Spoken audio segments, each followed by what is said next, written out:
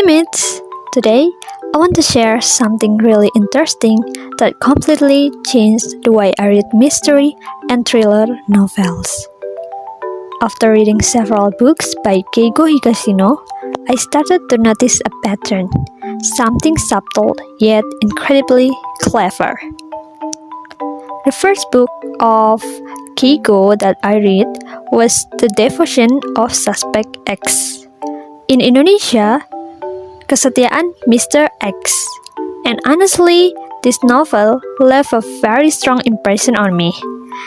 At first, I thought it would be just another detective story, a crime, an investigation, and then a surprising ending. But what I experienced was far beyond that. The plot twist was not only shocking, but also deeply logical, emotionally powerful, and brilliantly constructed.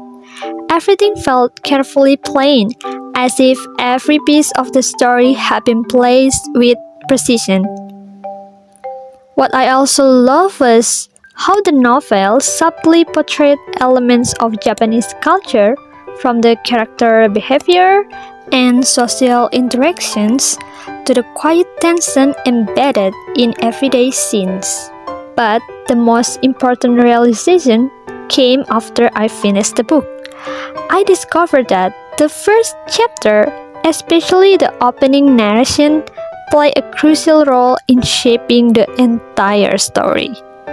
When reading novels, many of us tend to treat the beginning as just an introduction. Description of settings, daily routines, casual conversation, they often feel like warm-up seasons before the real story begins. Because of that, readers sometimes skim through the early pages without paying much attention. However, Higashino's writing works differently. In his story, those seemingly ordinary details are rarely accidental. A simple description, a passing remark, or an everyday activity that appears insignificant may later transform into a critical clue. And the fascinating part is, we usually only realize it after the plot twist unfolds. It creates the unforgettable moment where you think, wait, this was hinted at from the very beginning?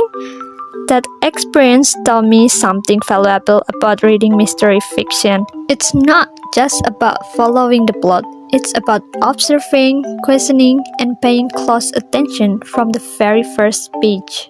Because in a well-crafted mystery, especially one written by Keigo Higashino, nothing is really just an introduction.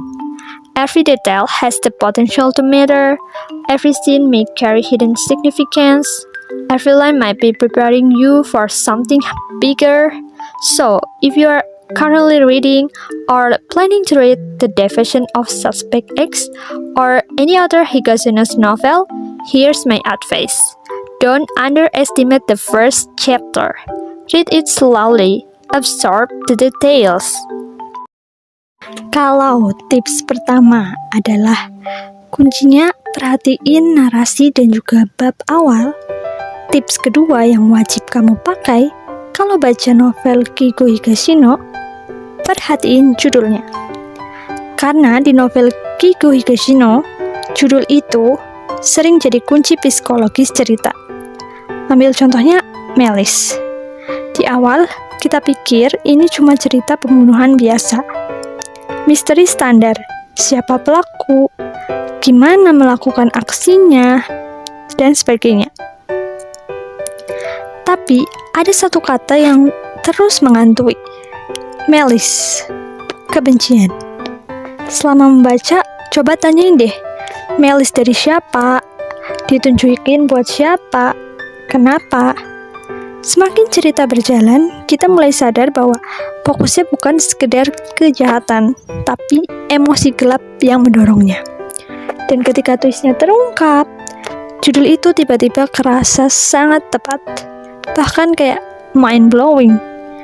Higashino itu pinter karena judulnya bukan spoiler, tapi lensa untuk memahami karakter. Jadi lain kali, kalau kamu baca novel, Anggap judul sebagai petunjuk pertama, bukan hiasan. Tips ketiga, saat membaca novel Keigo Higashino, siapa yang bercerita itu penting banget. Dalam novel Keigo, sudut pandang bukan cuma gaya penulisan, tapi alat manipulasi pembaca. Kita tuh sering banget membaca dengan asumsi sederhana, siapa yang cerita sama dengan kebenaran. Tapi, gak sesederhana itu. Dan belum lagi, beliau ini suka banget memakai format dua sudut pandang yang bergantian tiap bab di bukunya. Sama kayak kebanyakan penulis Jepang lain. Misalnya, bab 1 itu perspektif tokoh A, bab 2 perspektif tokoh B, bab 3 kembali ke A, dan seterusnya. Sekilas itu terasa normal, tapi sebenarnya ini strategi yang cerdas. Kenapa? Karena tiap karakter membawa informasi berbeda, bias berbeda, interpretasi berbeda. Tokoh A mungkin terlihat rasional, tokoh B terasa emosional. Pembaca pun tanpa sadar mulai memilih siapa yang lebih dipercaya. Padahal keduanya bisa aja sama-sama nggak lengkap. Higashino tuh suka membuat kita merasa sudah memahami situasi. Padahal kita hanya menyusun puzzle dari potongan yang sengaja dibatasi.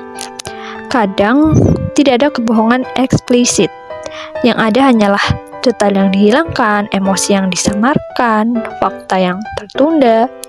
Dan saat perspektif itu mulai retak, boom, cerita yang tadinya terasa jelas berubah total.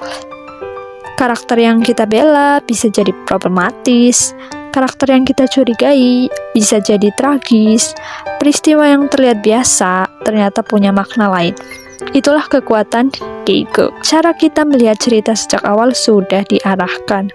Jadi, saat membaca novel Keigo, jangan cuma fokus pada apa yang terjadi, tapi siapa yang menceritakan kejadian itu. Karena di tangan Keigo, sudut pandang adalah bagian dari teka-teki.